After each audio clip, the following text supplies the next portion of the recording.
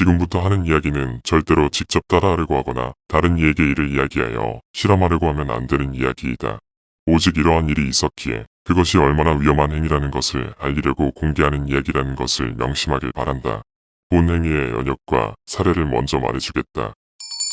고려말 시절 한 금강산에 사는 도인이 최초로 전해서 특정 함경도 무속인들에게 전해 내려온 행위이자 방법술이 있다. 이것을 하게 되면 자신의 생과 운을 다 쓰지 못하고 죽은 혼들의 운과 생을 특정 사람이나 그의 자손에게까지 대대로 이전할 수 있다고 하는 어떻게 보면 좋은 행위일 수 있지만 운과 양이 있듯이 좋은 것이 있으면 나쁜 것도 있기 마련이다. 그러기에 이 행위를 통해서 그 운과 생을 얻은 이들은 모두 그에 상응하는 저주 같은 생을 살았다고 한다. 최초의 이 행위를 통해 그 운과 생을 받은 이는 부귀영화를 누렸으나 그에게는 12명의 여자와 결혼을 하여서도 그 누구도 그의 자식을 낳지 못했다. 90세의 양자로 인해 화를 입어 10년 동안 귀양살이를 하다가 스스로 절벽에 뛰어내려 삶을 마감했다고 한다. 두 번째 이는 조선시대 때 저작거리에서 버려졌던 어린 여자였는데 당시 그녀는 한 무당에게 태자기로 선택되어 외진 창고에서 영양실조로 죽을 위기였으나 그곳을 지나가던 어떤 노인이 그녀를 위해 그것을 해주었고 그 후 한 왕의 사랑을 받으며 부귀영화를 누렸으나 그 왕이 죽는 날 그녀도 스스로 생을 마감했다고 한다.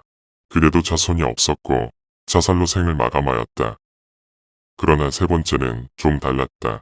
그는 조선 말기에 백정의 자손이었는데 그는 우연히 한 여자 무당의 목숨을 구해주고 고마운 마음에 그 행위를 해주었다고 한다. 그는 백정의 자손임에도 부와 명예를 누리면서 살았고 그에게는 무려 3명의 자녀까지 낳으면서 살았다. 그러나 그는 운은 좋았으나 생은 짧았다. 그는 이웃에게 모함을 당해 모진 구타로 생을 마감했다고 한다. 그 후 그의 자손들은 대대로 부와 명예를 누리며 살았지만 그의 자손들은 모두가 결혼 후 자식을 낳으면 얼마 안 되어 살인이나 사고를 당하거나 오랜 동안 병상에 있다가 스스로 생을 마감했다고 한다. 이처럼 어찌 보면 좋은 것 같으면서 정말 저주와 같은 것이다.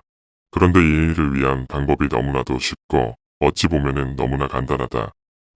지금 바로 그 행위의 방법수를 이야기하지 않을 것이다. 그 전에 이 행위에 몇 가지 주의사항이 있다고 한다. 그것에 대해서 먼저 이야기를 해주겠다.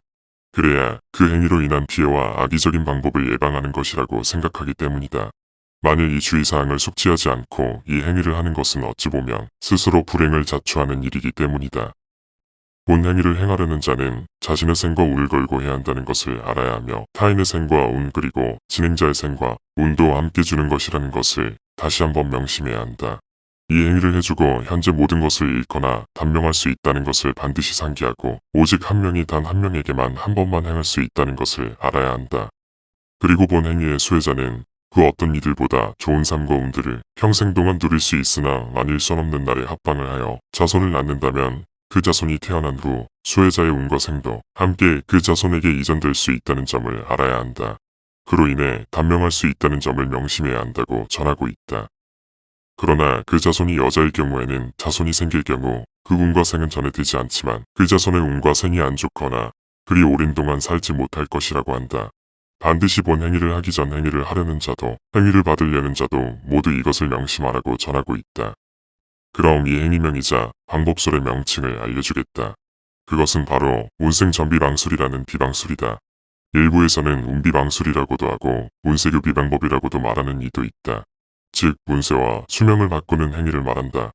일찍 죽은 이들의 수명과 운을 자신의 안 좋은 운세와 수명을 바꾸는 행위이다. 모시는 신이나 지역에 따라 다르게 표현하고 있지만 행위 형식은 같다. 이 행위를 하기 위해서는 먼저 몇 가지의 준비물이 필요하다. 먼저 반드시 죽은 이어야 하며 그것이 어린아이나 젊은 사람의 손톱, 머리카락, 뼈조각 중에 한 가지를 준비하여야 한다. 그리고 바꾸고자 하는 이의 물건이나 머리카락이나 손톱 등이 필요하다. 그리고 수혜자의 생년월 일생시가 적혀진 부적이 필요하다. 이때 부적은 홍주석으로 쓰여 있는 것이어야 한다. 그리고 마지막으로 본 행위를 주선하는 무당이나 주선자의 피가 묻어있는 홍시를 준비하여야 한다. 그렇게 모든 준비물이 준비되었다면 부적의 죽은 이와 바꾸려는 이의 것을 놓고 부적을 접어서 그것을 홍주실로 잘 묶은 후 사람이 보름달이 뜨는 날 밤에 아무도 다니지 않는 야산에 그것을 깊이 묻는다. 그런 후에 49일 동안 소원을 빌면 된다고 한다. 그럼 그 소원에 맞는 운이 들어오고 수혜자의 명과 죽은 이에 못다한 명이 합의되어 더 오랜 동안 살 수 있다고 한다. 그러나 이 비방술은 분명히 득과 실이 강한 비방술이기에 함부로 행하지 말아야 한다. 만일 당신이 이 비방수를 씌워서 행하였다면 그 행위를 무마하는 방법은 알고자 한다면 미리 말한다. 없다. 그러니 그저 흥미로운 이야기로 즐기기 바란다.